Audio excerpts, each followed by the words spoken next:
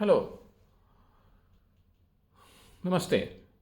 अपने जियो politics channel पर आपके साथ जियो politics today and tomorrow.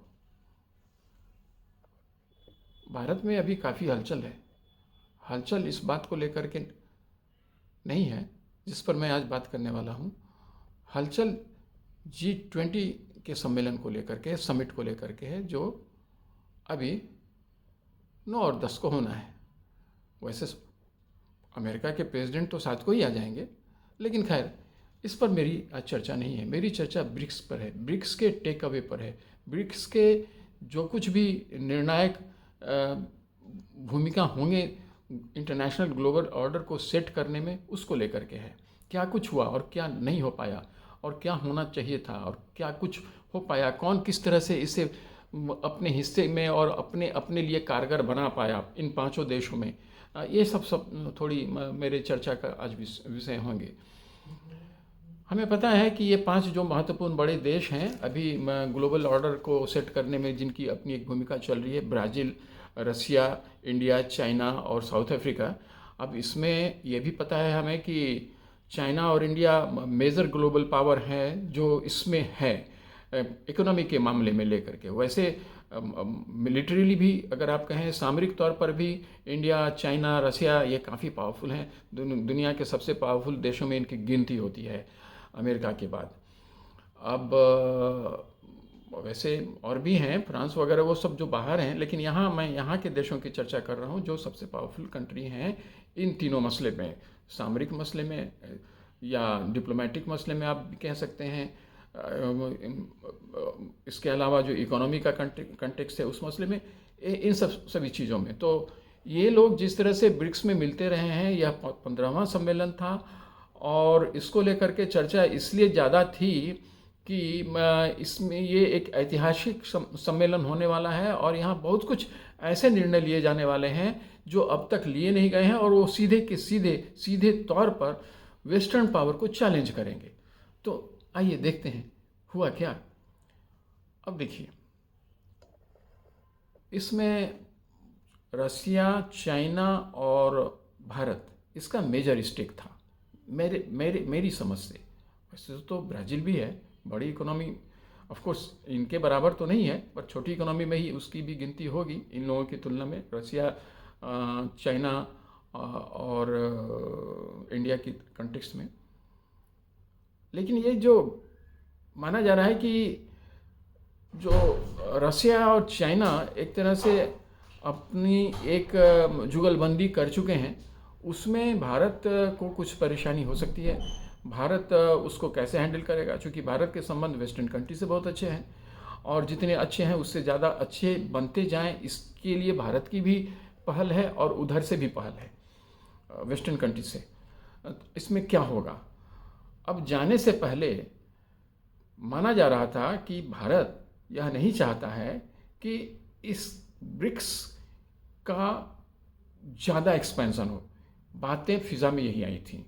Bharat अभी इसे स्टेटस को की स्थिति में रखना चाहता है, और आगे के समय में, आने वाले समय में, इसमें जो बहुत सारे कंट्री इसमें शामिल होना चाहते हैं। आपको पता ही है कि इसमें दुनिया भर के कंट्री शामिल होना चाहते हैं। ग्लोबल साउथ के कंट्रीज, ग्लोबल साउथ से हमारा कंटेक्स्ट तो आप समझ ही रहे होंगे, मैं उस पर भी कभी बात करूंगा कि वो जो अंडर डेवलप्ड कंट्रीज हैं या डेवलपमेंट के जस्ट मुहाने पर खड़े हैं, कि मतलब मुहाने पर नहीं, मतलब जो उधर देख रहे हैं, जो उठ रहे हैं, और ख़ास करके ये सदर्न साइड जो है ग्लोबल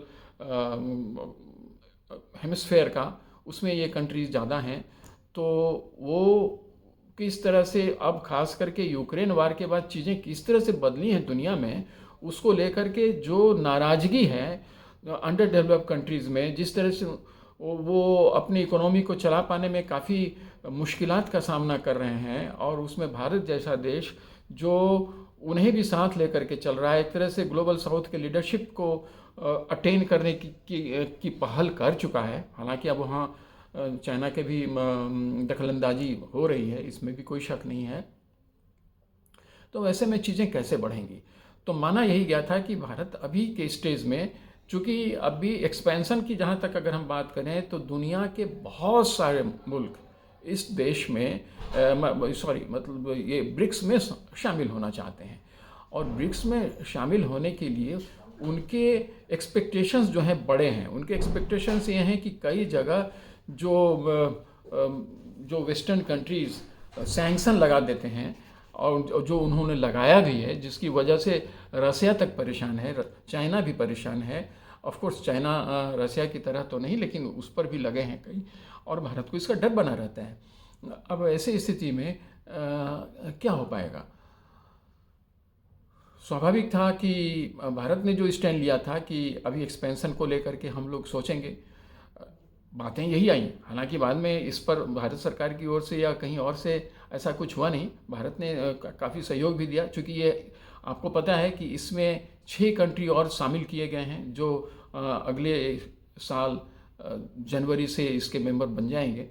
उसमें इजिप्ट है, अर्जेंटीना है, सऊदी अरब है, ईरान है, इथियोपिया है और यूएई है। अब इन्हें शामिल किया गया है। अब यह भी एक बात है कि इन्हें ही क्यों शामिल किया गया? भारत चाहता अगर नहीं था तो आखिर यह सब हुआ कैसे?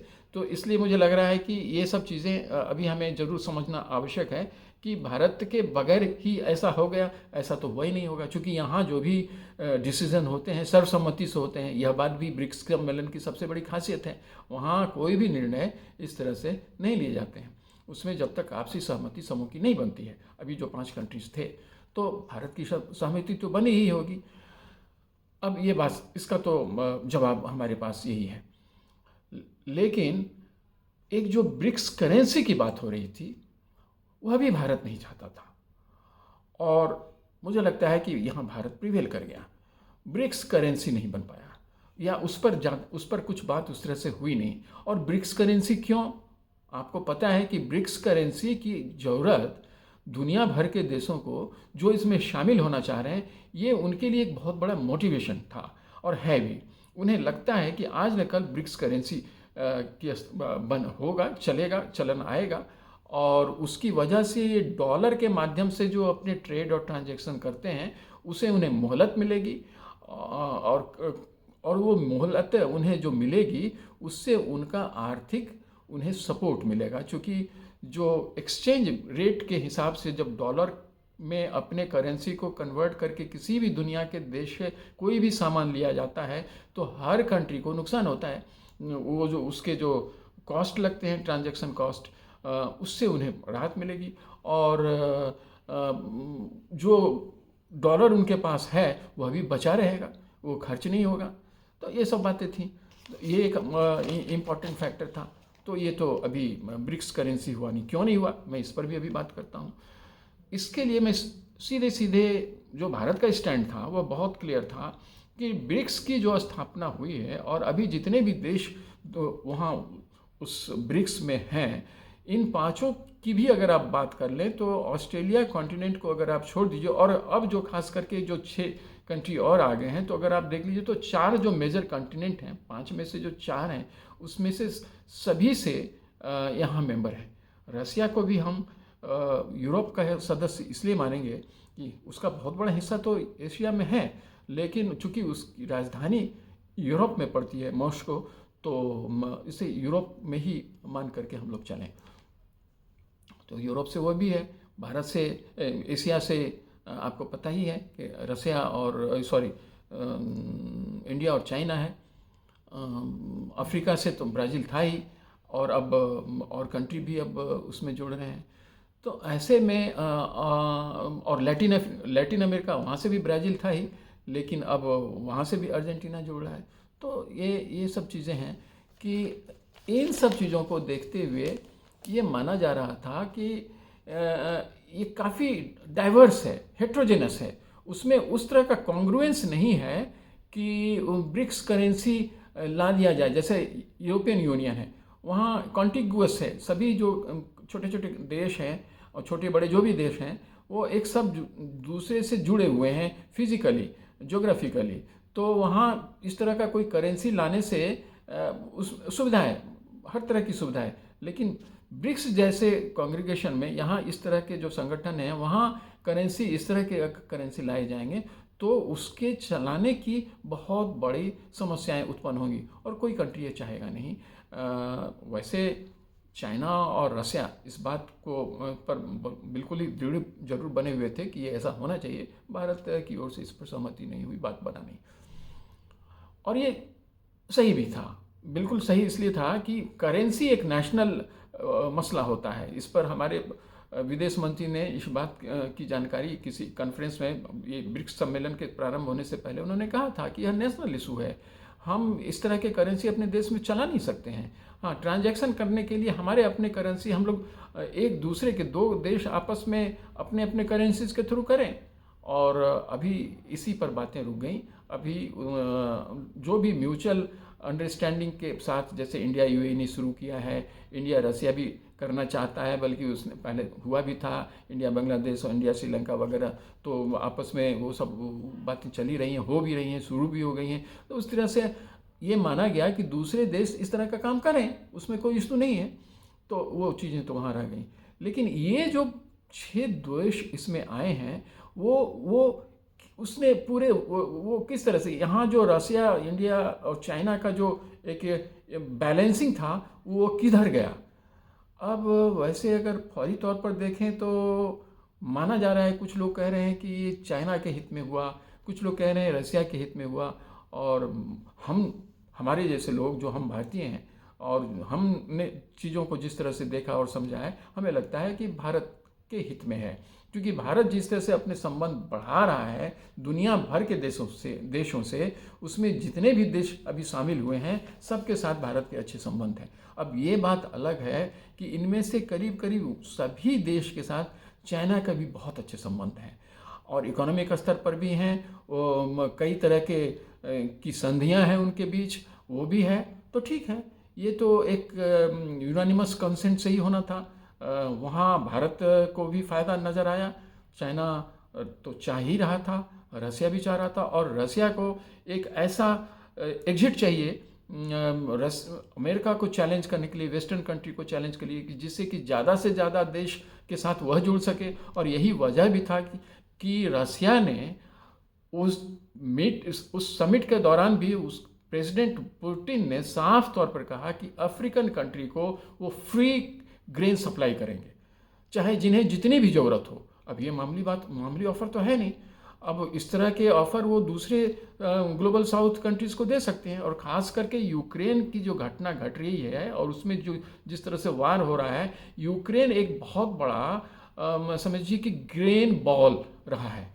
वहाँ गेहूँ या और भी इस तरह के जो सीरियल्स हैं काफ़ी मात्रा में उपजाए जाते हैं, उससे दुनिया के देश उससे लेते रहे हैं, और उनकी जो फूड की समस्या है उसका समाधान होता रहा था। लेकिन अब उस पर कई तरह के ब्लॉकेड लग रहे हैं, रसिया की ओर से भी के ही ज़्यादातर ब्लॉकेड अब आने शुरू हुए हैं। बीच में रसिया ने एग्जिट दिया था, लेकिन अब जिस तरह से वार बढ़ रहा है और यूक्रेन जिस तरह से वार को आगे बढ़ा ही रहा है, रसिया भी बढ़ा रहा है, तो उस हालत में ये संभव नहीं था कि यूक्रेन से ज़्यादा देश को इसका फ़ायदा मिल सके। रसिया ने ये ऑफ़र किया, और ये ऑफ़र तो भारत ने भी किया। भारत एक वैसा देश, अब बतलाइए, जहाँ हमारे यहाँ हम लोग अमेरिका से गेहूँ लिया करते थे, हमारे सारे खाद्यान्न, ये स्थिति थी कि हमारे यहाँ हम लोग, जब हमारी आबादी बहुत कम थी, 44 करोड़ 50 करोड़ के आसपास थी, तब हम अपना पूरा खाद्यान्न पैदा नहीं कर पाते थे। और आज जब हम 1.5 अरब की हमारी आबादी है, तब हम अपने लिए तो खाद्यान्न पैदा कर ही रहे हैं, दुनिया भर के देशों को खिला भी रहे हैं। और अभी जिस तरह से चीज़ें थोड़ा और घटित हो रही हैं, भारत ने राइस के पर अभी बैन लगाया है, राइस, और ख़ास करके वो जो इम्पोर्टेंट जो राइस है उसको जो जिससे आम जनता को जो सप्लाई होता है, तो वो तो भारत भी कर रहा है।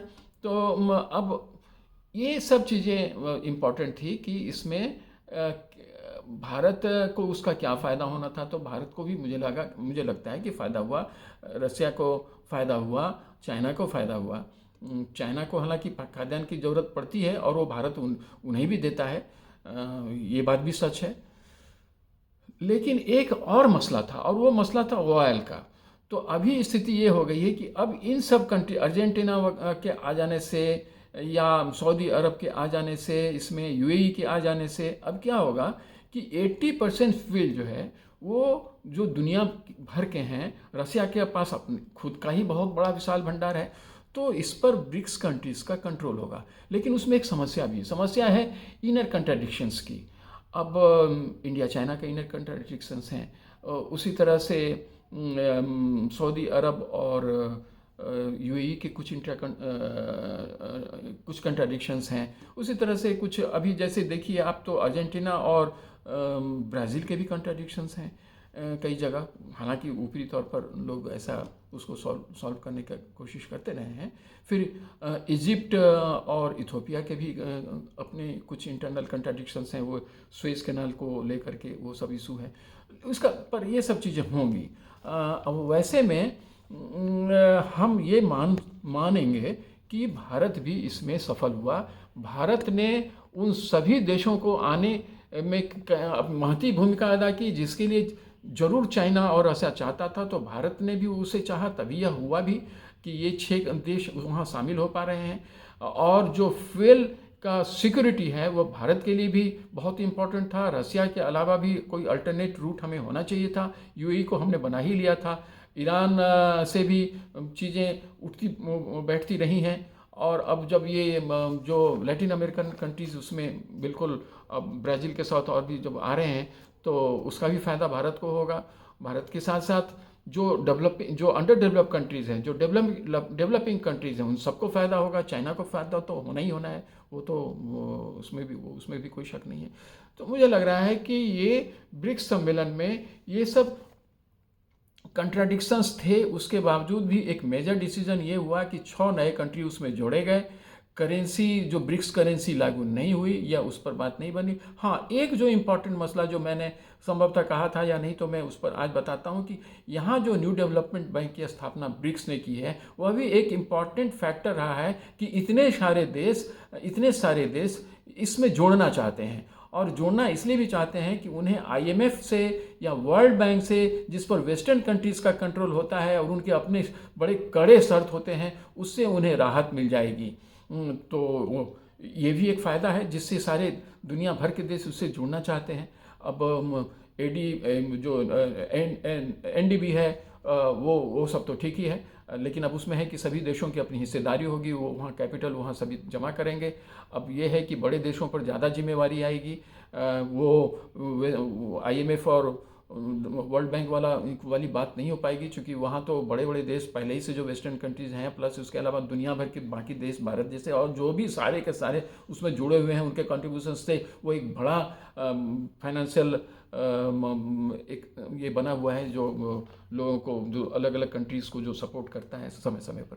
तो मुझे लगता है कि इसके टेक अवे में यही हुआ कि ब्रिक्स की सदस्यों की संख्या बढ़ी, ब्रिक्स करेंसी लागू नहीं हुआ, एनडीबी जो है वो अपनी जगह पर रहेगा।